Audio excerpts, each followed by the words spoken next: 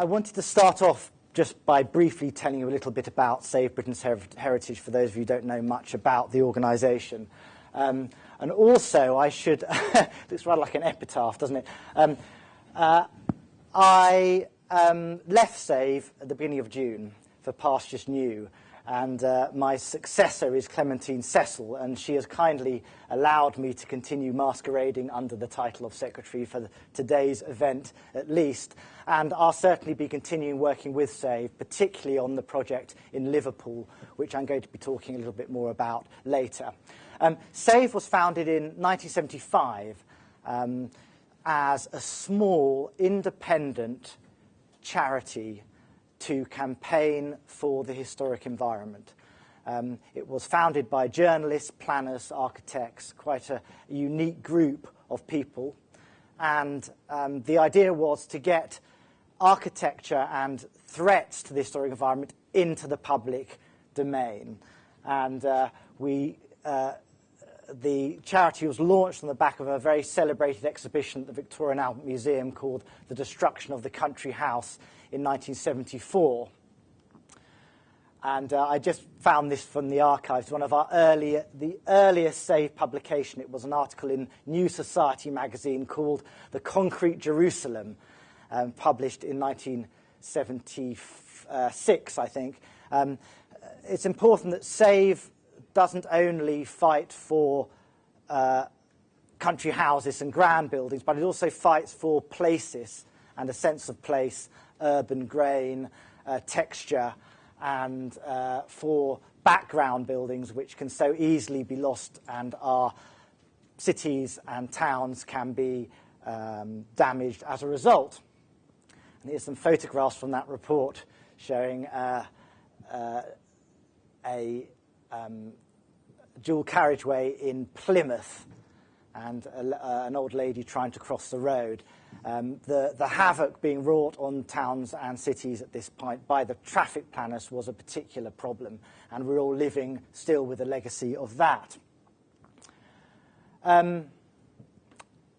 Occupying historic buildings. Well, I thought you might like this image. It shows someone called Douglas Blaine, who's now the secretary of the Spitalfields Historic Buildings Trust, squatting a building in Spitalfields in East London, an extraordinary historic area, a sort of rare survival, really preservation through poverty over the centuries. This forgotten district has the highest concentration of early Georgian buildings in London. And these buildings were under threat in the 1970s, and the Spitalfields Trust was formed to save them. And the first thing they did was occupy some of these buildings. And here's Douglas in a building in Elder Street that was about to be demolished.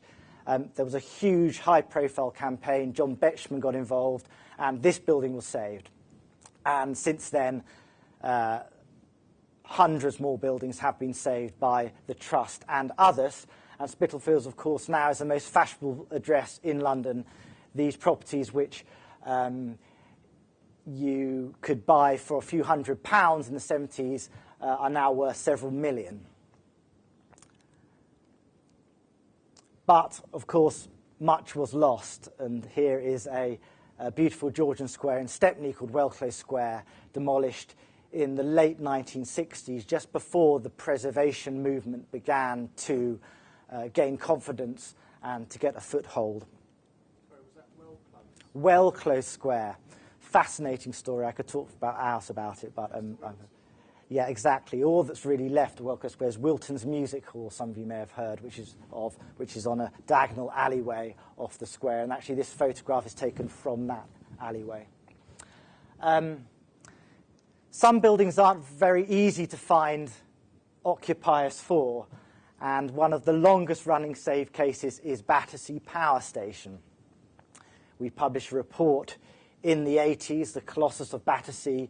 Save got the first listing of this building when it was under threat at this time. We also got the first planning permission for the building as a mixed leisure complex. And I think we missed a trick here with the Olympics because, of course, Battersea Power Station is still a forlorn shell. being passed from developer to developer with ever more ambitious schemes, ever more valuable planning permissions being obtained, but the building is stuck in a cycle of decline.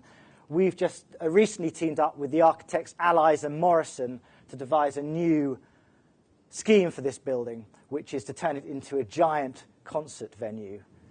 Some of you may have read that Chelsea Football Club were interested in buying Battersea. They, I don't think, have been successful. I don't know whether the new purchaser has been officially confirmed. A Malaysian consortium. But we're hoping very much to interest them in this particular idea.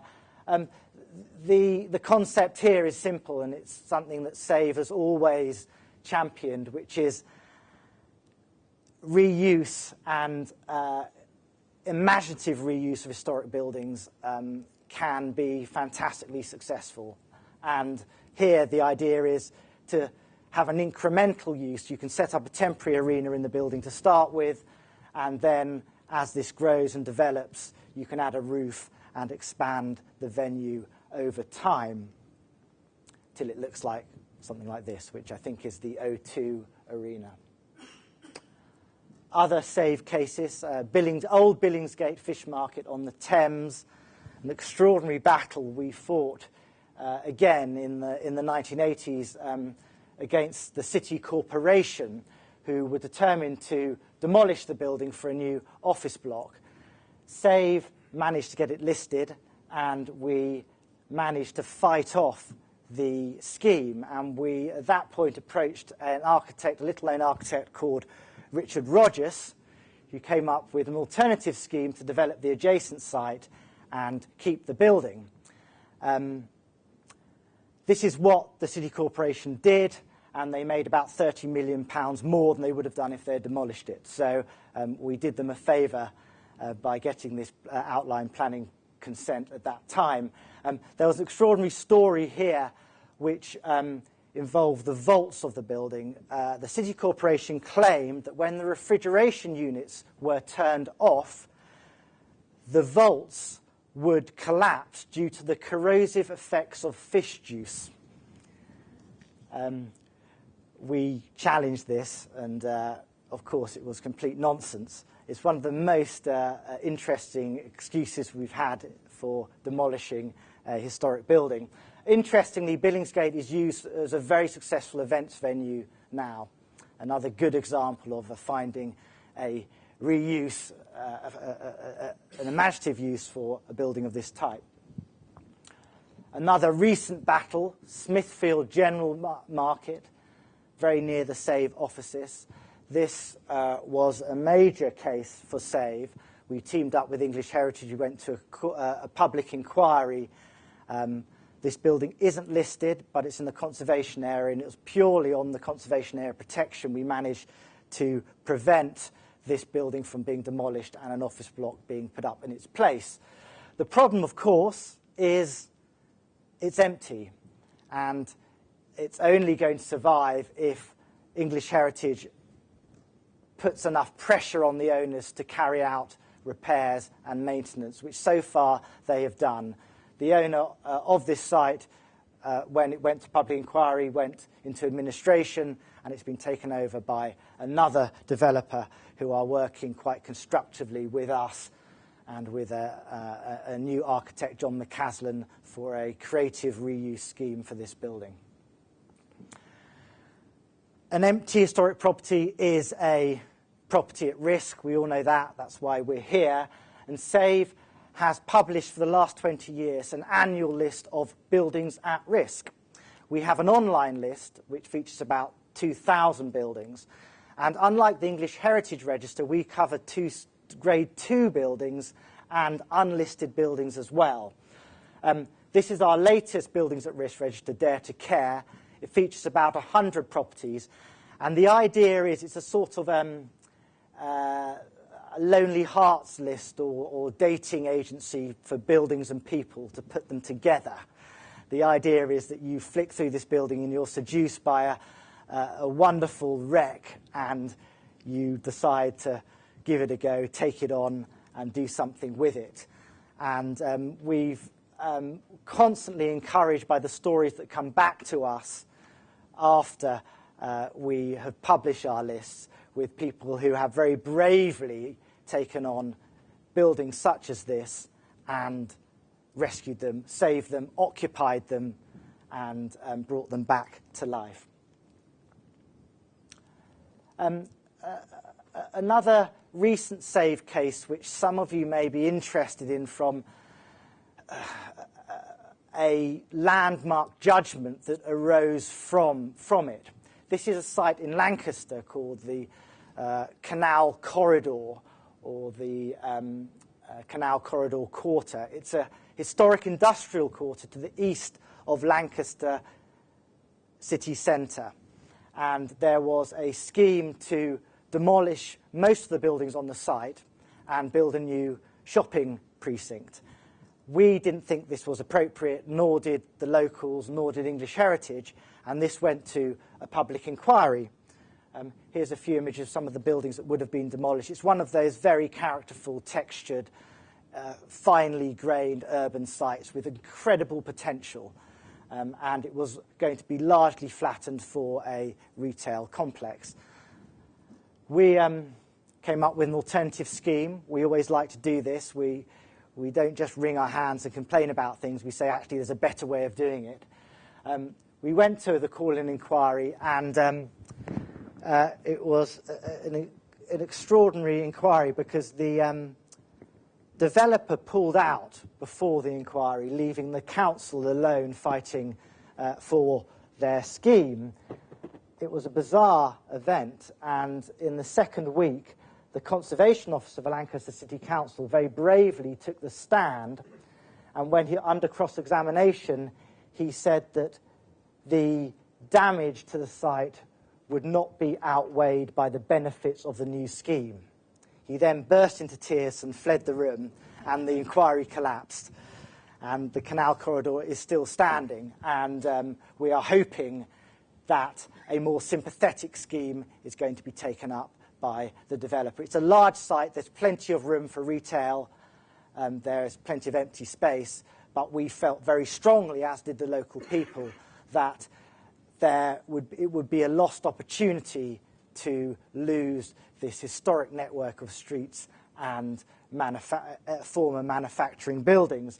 And it was one of these, the brewery building here, which led to this landmark ruling, which basically has introduced new protections to all types of buildings, which is simply that now, whereas before you could demolish an unlisted non-residential building without planning permission, you can no longer do so. You need to at least have prior approval.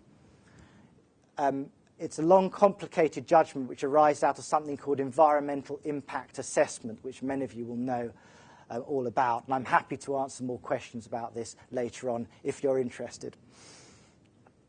Another case, I don't know if any of you know where the Isle of Sheppey is, on the north coast of Kent. Most people think it's in Scotland. Here it is. We're zooming in. On the northwestern tip of Sheppey is Sheerness, which contains the remnants of a historic naval dockyard built in the 1830s. It's a remarkable, forgotten enclave. And it was owned by a developer who had a scheme for redeveloping the whole site, not actually demolishing the buildings, but building on pretty much all the historic landscape. SAVE, together with many other organisations, opposed the scheme, and it was largely thanks to a very brave lady who lived in the dockyard terrace, which was the terrace built for the naval officers. She was a protected tenant. She lived in one of these flats all alone for 10 years, and she basically marshalled the campaign to save the historic dockyard almost single-handedly. And we call her Miss Havisham because she looks a bit like Miss Havisham. Her name's Debbie Cresswell. But it's a very good example of how someone living here prevented it probably from going up in flames and certainly from it being redeveloped unsympathetically.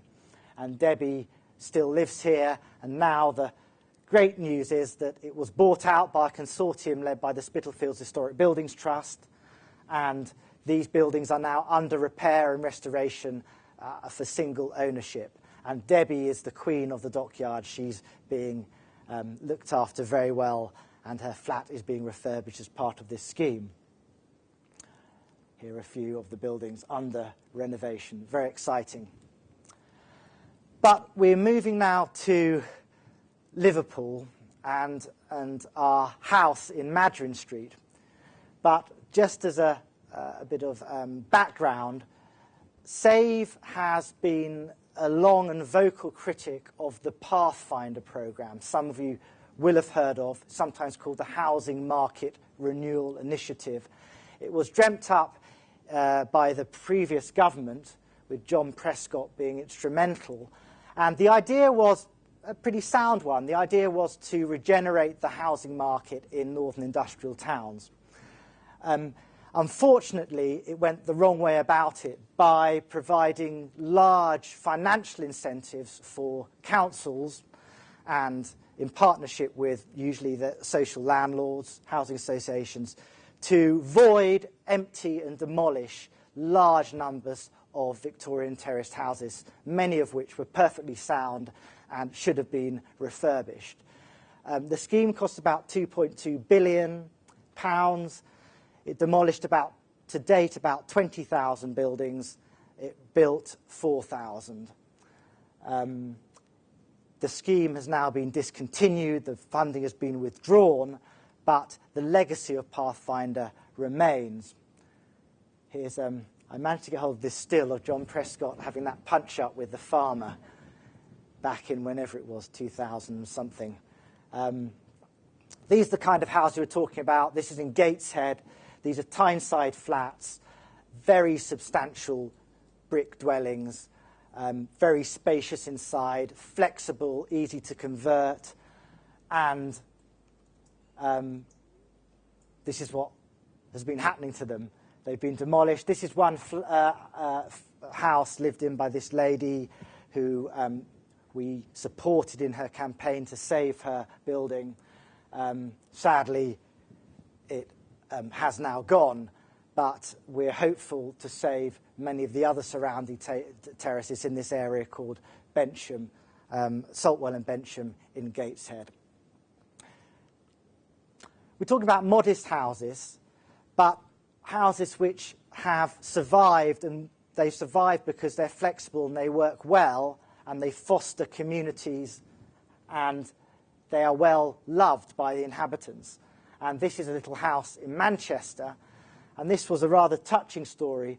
A man called Mike Mottram moved here in about 2000. He refurbished one of the houses himself, but all his love, he loved the community, he loved living there. It's in an area of East Manchester called Toxteth Street. He put his heart and soul into this project. 2 days after he finished, news of a CPO CPO order was put through his letterbox. So we supported Mike and other residents in fighting the compulsory purchase of these buildings for a new development. We talked about how flexible these buildings were, how with a bit of imagination you could do all sorts of things to these houses. You could knock two into one, you could create interesting environments at the back. And we published a little report with an architect called Mark Hines, who worked with us on some of these creative ideas for adaptation. We lost. Toxteth Street, in the process of being demolished in this photograph, we went to the CPO inquiry, and the council won the inquiry by largely by persuading the inspector that their scheme was better. Nothing has been built, so Toxteth Street has been demolished. There's still a green field there. A community's been emptied, and this whole historic neighbourhood has been wiped from the map. I think it's a great shame. I think demolition should be the last resort, not the first resort. Unfortunately, we have a housing minister who now agrees with us on this point. We carried on with our campaign, and we also fought a number of cases in Liverpool, and Liverpool's been a battleground for save for many years. The centre of Liverpool has never looked better. The Three Graces on the waterfront, the Albert Dock, sensational architectural set pieces. But outside the centre of Liverpool, there are a lot of problems. There are Georgian and Victorian neighbourhoods under assault from the council. Here's a church, St Xavier's, which Save helped to preserve in the 1990s. And I just noticed in one of the stained glass windows, there's a homage to Save someone's done, a little stained glass window showing some Save reports, which I thought was quite sweet. The Lyceum, another one of Save cases. We've published reports on this again from the 80s. And this is what's happening to historic neighbourhoods in the Liverpool suburbs in the 70s. This is 1971, Everton, being cleared, comprehensive redevelopment. The church there, St Christostom, was demolished a year after this photograph was taken. Later on, of course, in the 70s, we began to realise that comprehensive redevelopment of historic residential areas was not always a good idea. It tended to create more problems than it solved, and the areas that were preserved tended to be much more successful and much more popular places to live than the new estates that were being built. So we thought we'd learned the lessons, but of course Pathfinder comes along and comprehensive redevelopment is back on the agenda. And here is Edge Hill 2 years ago, partly demolished, looking like a wasteland, as if, and again, this is Edge Lane, a historic approach to Liverpool. Wonderful Victorian buildings, 9-bedroom houses, demolished last year for a road widening scheme linked to a Pathfinder programme. And here are some aerial shots of the continuing demolition of these historic areas, often just to amass land, to grab land to be sat on, to possibly redevelop in the future. Anfield, this photograph taken before the houses were emptied. Ironically, no ball games allowed there now. Anfield has been badly hit by Pathfinder. And we're not talking about just modest houses, big villas such as this boarded up. Assets, houses which the council claims are obsolete, that no one wants to live in, and we know that's not true, and we'll come to that in a moment. But the council refuses to release any of these properties onto the market, to test the market, to prove that what they say is true, that no one's interested in these terrace houses. They've had their day. We know the real reason why they won't release them, because they know that people would snap them up and it would eat into their clearance zones, which are so valuable to them. Bootle in Merseyside, demolished last year. Historic church in Bootle, demolished 2 years ago. And by the council leaders' own admission, we left the streets like war zones. Well, this is what we think should have been happening. Sensible refurbishment, a lot of this carried out before the Pathfinder programme hit. Very popular, successful refurbishments. Or in this case, one little cul-de-sac where one man called Bill the Bloom has put lots of planters out and planted flowers and created colour and warmth to this modest dead end in Liverpool. And Bill the Bloom's actions have put an average of £20,000 in the value of all these properties now. He's changed the perception of the street. People come there, they love it, they take photographs, and people now want to live here. Don't blame the buildings for social problems, because a lot of the time, most of the time, it's nothing to do with the buildings, it's to do with other factors, economics, of course, schools, other things. The worst thing to do often is to flatten neighbourhood and lose the assets which you have. And here are some residents fighting staunchly to preserve an area in Toxteth around Granby. These streets, I think, now have been saved. But we come finally to Madryn Street in Toxteth in Liverpool. Madryn Street is one of a network of streets called the Welsh Streets, built by Welsh artisan builders in the 19th century for their own habitation. In the 1960s, there were more Welsh in Liverpool than there were in Cardiff. They were here en masse, employed largely in the building trade and in the docks. And this historic neighbourhood was a result of their endeavours. And Madryn Street is just one of a series of streets, and it's the most modest street. Yet these little houses are actually quite spacious inside. Other streets, such as Kelvin Grove on the outskirts of the Welsh streets, are much more substantial. Welsh Streets has been on the agenda for a while, and this is the visit in 2006 by the then leader of the opposition, Cameron, with Michael Heseltine. Heseltine, interestingly, well loved in Liverpool because he's always been a supporter of the city. This is Madryn Street before Pathfinder. This is it after Pathfinder. The house is empty, the community's gone. Fortunately for us, Ringo Starr was born at number 9 Madryn Street. Not at number 21, as it says in your little brochure, unfortunately, but at number 9. And this enabled Save and the residents to build up a little bit of a campaign around Madryn Street. I mean, it's a bit of a gimmick, really, but we were trying to draw attention to the wider issue of the demolition of this historic neighbourhood, because about 500 houses were earmarked for demolition. There's Ringo. Don't do it. So what Save did, crazily, was to buy the last privately owned house in Madryn Street. And here it is. And we bought it from a man who refused to sell to the council because he was so upset with what was happening to his neighbourhood. And we managed to raise the funds, quite a large amount of money, to buy this house and to try and prove a point, to show that with minimal investment, you could transform it and bring it back to life and start reversing the sponsored decline. Because what the council have been doing is spending millions of pounds of our money creating managed decline in the neighbourhood. And there's a write-down figure of about 20% of the value of each of these properties every year that they're empty. So we wanted to reverse this decline, so we bought this house.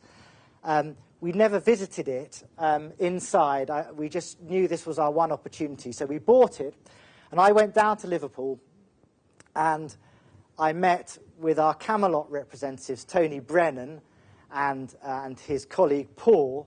We went together, we picked up the keys from the solicitor, and we went to see this property. And it was a total wreck. And thank God Camelot were there, is all I can say, because they were completely calm, cool, and collected. They rebuilt the front door that afternoon. They recovered the broken windows. They got rid of the rubbish inside the building. And I started a blog about this whole process, which you can read about. And made it safe, made it habitable for just, it cost us about £1,000 to get this property habitable again. And then they started to look for house guardians. Now, we all thought this was going to be tricky because this is the one occupied house in a street of boarded up properties. We were wrong because about 10 couples came forward who wanted to live here. And we chose a couple called Chris and Leah, who have been magnificent. They came here, they're both local, they wanted to save some money. Chris wanted to save some money on the rent so he could start a law course. And they put their love and their enthusiasm and their energy into refurbishing this property. There's Leah on the left with the Beatles tour guide, Phil Coppell. There's constant stream of taxis and buses coming up Madryn Street to look at Ringo's house, which is just a few doors down from our house. And they've made it a home. And they say it's the first place they've been able to call home. The council claimed it would cost £150,000 to refurbish one of these terraced properties. We've done a minimal refurbishment and redecoration for about £3,000. Obviously, there's much more you could do. That the roof needs repairs, but we think that with 30 or even £40,000, you could do a first-rate refurbishment of these properties. Such was the publicity that was generated by Madryn Street that the housing minister himself became interested. And Madryn Street, the Beatles, Ringo's house and our house all became a sort of hobby of his. And he appointed this man, George Clark, who you may know from the television, to head up a review looking at empty homes in a lot of these ex-Pathfinder areas. And he sent George Clark to Liverpool with the mission to rescue some houses destined for demolition. So the review was started, George went up there, and he's been locked in negotiations with the council and all sorts of other bodies for a number of weeks. And the good news is that there's George at work in another part of Liverpool filming the great property scandal. The good news is that Ringo's house has now been saved, along with a few other houses. Not enough, but it's a start. And it shows that by concerted effort and imaginative PR and employing tactics such as buying and occupying a building, you can start to change people's perceptions of these areas. So that is what we've been doing in Liverpool, and that's it from me. Thank you. Mr. Will.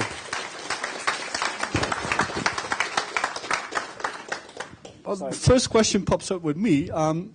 We've got quite a lot of councils and property developers in our client base, and you might have upset them a bit. I'm sure I have. Is there anything you can do to make them feel a bit more comfortable? Well, I think it's not a question of upsetting anybody. I think everyone acknowledges, a lot of people acknowledge that mistakes were made under Pathfinder. Pathfinder did some good things. It did a lot of refurbishment as well. But the emphasis on demolition was wrong and didn't work out in the way that everyone hoped. And all we're saying is now there's an opportunity, because we've got a lot of streets that have been purchased by the council, to go down a different path and to look at more creative ideas to bring these neighbourhoods back to life. Most recently, Paddington Span 4, which is the fourth arch in Paddington Station, which was up for demolition. We launched a big campaign and managed to save it. It's now been beautifully restored by Network Rail and looks magnificent. But we weren't around for the great battles of St Pancras Station and Euston Station earlier on. Our battles now are things like Reading Station and the smaller rail termini. So we are continuing to focus on all sorts of buildings. Yeah, sorry, but this is not really a question, but I didn't think anyone was going to ask a question, so I'll make a very modest statement. My family's from Liverpool. My grandmother's actually buried within sight of Anfield. And my father went to school with two of the Beatles, not Ringo, as it happens. And watching that, honestly, almost made me weep. It's absolutely appalling story. And I used to work for a council for 10 years, and I'm now a town councillor. And what I know of councils, I would just get rid of a whole lot of them if possible. What I'd replace them with, I don't know. But they have a group think which allows things like Pathfinders to occur, and they just can't accept they're wrong, even in the face of obvious evidence. I think that the problem with Pathfinder was that a culture was created and a mindset became established, and it's very difficult to roll that back. It takes time. It's like a juggernaut. And it was very well funded. Funded a lot of posts, funded a lot of people who, had an interest. It's not a criticism, had an interest in making that programme continue. So I'm hopeful now that there is a change. And certainly even with Liverpool Council, they're now being more cooperative. The housing associations seem to be thinking about this more creatively. So I am hopeful that the worst is over. But it is depressing how these cycles, you think, that you've learnt from the mistakes of the past, and yet these cycles come back.